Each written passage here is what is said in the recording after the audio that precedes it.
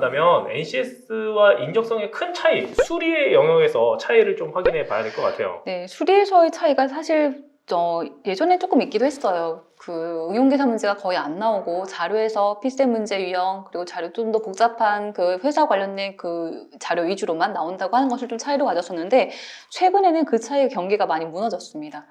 모듈형 문제라고 하면서 수리 문제에서는 응용계산 문제나 수열 추리 문제가 출제가 되기 시작을 했고요. 좀 더 네. 문제용이 많이 클래식해졌고요. 그리고 자료 해석 같은 경우에는 원래부터 차이가 크게 없었는데 필셈 네. 문제 유형 거의 그대로 많이 활용이 되고 있어서 대기업과 그 공기업 NCS 수리 문제는 이제는 뭐 격차가 별로 없다라고 생각을 하시는 게 사실은 더 맞을 것 같아요. 네. 큰 차이는 없다. 네, 큰 차이는 없습니다. 다른 과목은 좀 차이가 있는데 수리는 정말로 차이가 많이 없습니다. 자, 네. 그러면 우리 첫 번째 문제, 이거 왜 뽑아오신 거예요? 첫 번째 문제로? 이 문제는 지금 그 출처도 나와 있는데요. 코레일 NCS 샘플 문항에서 나왔던 그 유형이에요. 아마 그 코레일 준비하셨던 분들은 이번에 샘플 문항 공개된 거 다 풀어보셨을 것 같은데 이거 이미 그 온라인에도 많이 돌아다니고 있습니다. 이 문제 그냥 쉽게 확인하실 수가 있어요. 자, 길이가 6km인 터널의 양쪽에서 150m. 일단 문제에서 단위가 마음에 안 들죠. 킬로미터로 시작했는데 미터로 또 바뀌었어요. 일단 단위를 맞추는 것부터가 이제 우리한테 일이 됩니다. 자, A 길이는 150m고요. 그리고 B 열차 길이는 200m짜리예요. 동시에 진입을 했죠. B 열차가 터널을 완전히 빠져나올 때, 자, 완전히 빠져나온다, 지나친다, 뭐 통과했다 이런 말이 나오면 이동 거리는 내 길이랑 저쪽 길이랑 두 개 길이 합이 돼야만 빠져나올 수가 있죠. 기차가 정말 터널 길이 6km만 가버리면 터널 끄트머리 그냥 걸려 있는 거예요. 기차 길이만큼 한 번 더 밖으로 나와줘야만 빠져나온 것이 됩니다. 그래서 그런 문구는 일단 두 개 길이 합이 거리가 되어야 한다라고 생각해 보시는 겁니다. 자, 그 다음에 A 열차가 나올 때는 이때 시간보다 10초 더 짧았다고요. 일단 여기 조건이에요. B 열차 통과 시간과 A 열차 통과 시간은 10초 차이가 생깁니다. B 열차가 A보다 분당 3km, 자, 분단위가 또 나왔어요. 근데 답은 초로 가고 있거든요. 선택지는요. 그렇죠? 단위를 아주 잘 맞춰주셔야 돼요. 초 단위, 분 단위, 그리고 킬로미터, 미터까지 모두 다 나와 있습니다. 자, B가 A보다 분당 3km 속력이 더 빠르다고 했을 때 터널 안에서 A가 B를 마주친 순간부터 B를 완전 지나갈 때까지 필요한 시간은 얼마인가 이렇게 얘기를 했네요.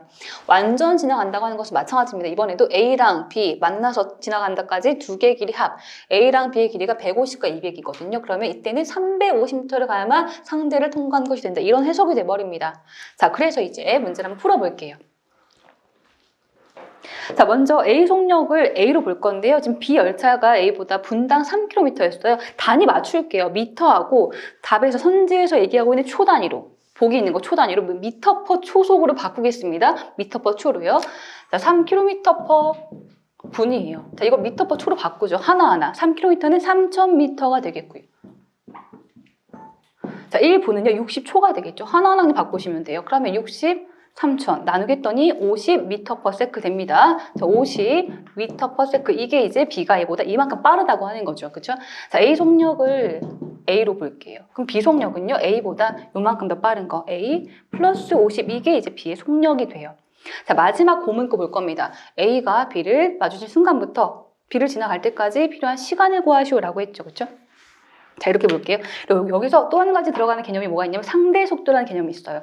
이렇게 기차가 있을 때 반대로 갑니다. 반대로 가면 서로가 서로 보면 더 빨라 보이죠. 여기가 100 갈 때 이거 200 가면 서로가 300으로 보이는 거죠. 그게 상대 속도예요.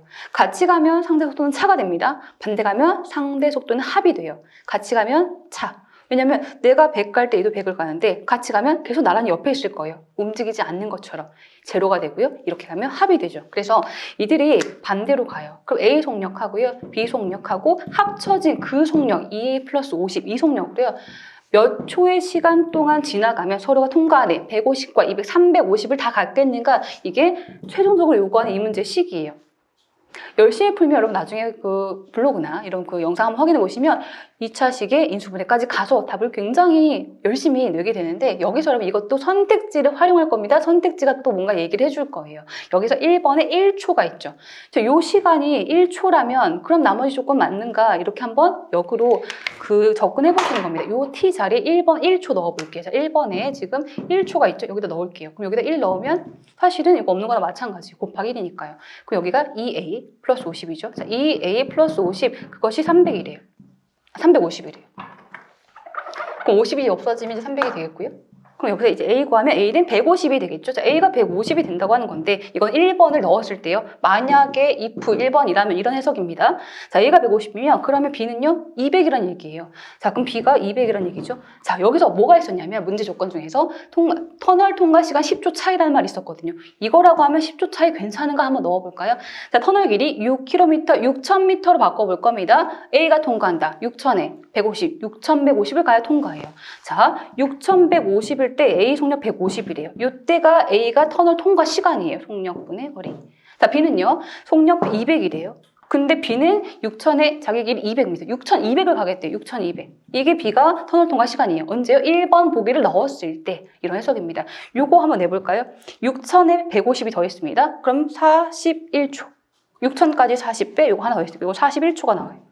자, 200하고 6,200. 그러면 2분의 60이 31초. 어때요? 10초 차이. 오케이, 좋아요. 답은 1번. 이렇게 끝납니다. 1번. 대기업도 이렇게 어려운 문제가 나오는. 아까 여기서 대기업 1번 문제도 비슷한 문제 이렇게 풀었었거든요. 정말 비슷합니다. 난이도는 비슷한데? 난이도 비슷해요. 네, 맞아요. 예, 거의 비슷합니다. 샘플 문제가 왜 나오는지 포기하라고 하는 건가? 아니요, 여러분. 이거 이 정도로 풀 수 있으면 포기까지는 아니에요, 여러분. 모찌 말랑말랑님 안녕하세요. 앞서서 제가 원래 질문 드리려고 했었는데 질문 드린 거 깜빡한 게 하나 있었어요. 네. 왜냐면 이제 NCS 하면은 기본적으로 나오는 게 PC셋형, 모듈형 뭐 있잖아요. 그 네. 차이 지금 준비하시는 분들도 분명히 있을 거기 때문에 네네. 그거를 좀 설명해 주시면 좋지 않을까요? 아, 피셋형, 모듈형 합쳐서 합성으로 피듀형 네. 이런 말까지 만들어져 있는데, 아, 피셋형이라고 하는 것은 이제 제가 잠시 뒤에 바로 이제 문제 하나 두 개 더 보여드릴 거예요. 정말로 PSAT 기출 문제 유형들을 큰 변형 없이 그대로 활용하고 있는 문제 유형들을 피셋형이라고 합니다. 이 피셋형 문제는 수리 능력하고 문제 해결 능력, 자원 관리 이쪽에서 좀 많이 출제가 되고 있어서 피셋 기출 문제를 보시는 거 분명히 많이 필요하고요. 전체 PC셋은 원래 어디다 쓰던 건가요? 국가고시, 국가고시 시험에서 뭐 5급 공채, 또는 민간 경영자 채용, 또는 입법고시에서 보는 이제 그 2차 필기 시험이에요. 그것도 정말로 직무 능력 평가라고 하는 요소에 들어있거든요. 네. 그래서 그 문제가 가장 조금 깔끔하기도 하고 문제 자체 퀄리티가 괜찮아서 이 문제를 많이 활용을 하는 추세에 있고요. 전체 기업 중에서 대부분 한 절반 이상은 필수 문제를 많이 참고를 하고 있습니다.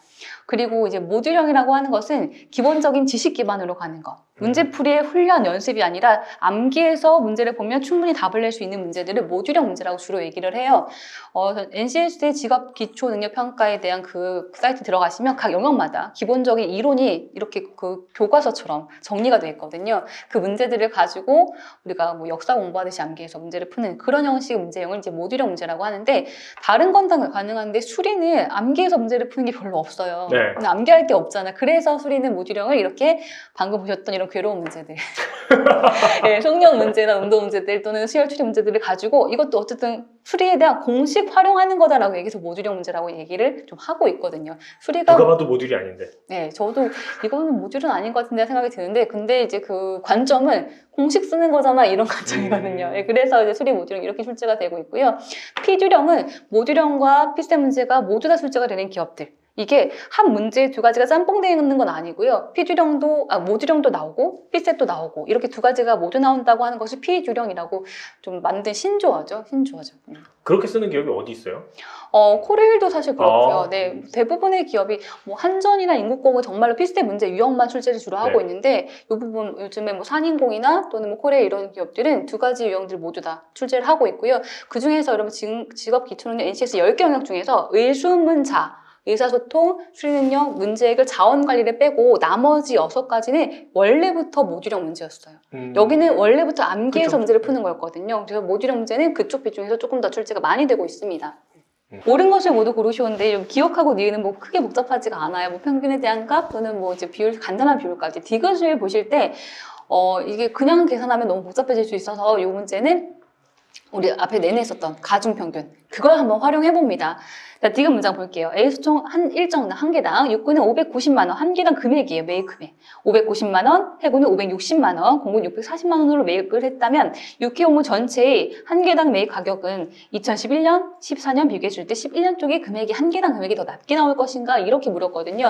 전공법으로 식을 재볼게요. 일단 전공법으로요. 11년도를 보시면 공군은 매입량이 없어요. 그렇죠? 매입량이 없고 육군 3,000하고 지금 해군이 600인데요. 600. 자, 육군은 590만 원씩 3,000정을 산 겁니다. 그럼 총 금액은요? 590만 원, 그렇게 3천. 이게 육군의 총 매입 금액이 되겠죠. 전체 매입 금액이에요. 해군은요.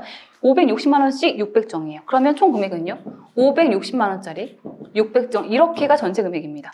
이게 2011년도에 총 금액이죠. 근데 디귿 문장은 한 개당 금액이 얼마 꼴인가? 이거 물었어요. 그럼 한 개당 금액 구하려고 하면 전체 개수 나누기 해야죠. n분에 가야 되는 거예요. 전체 금액 나누기 개수에 하면 한 개당 얼마였구나 라고 이게 나오겠죠.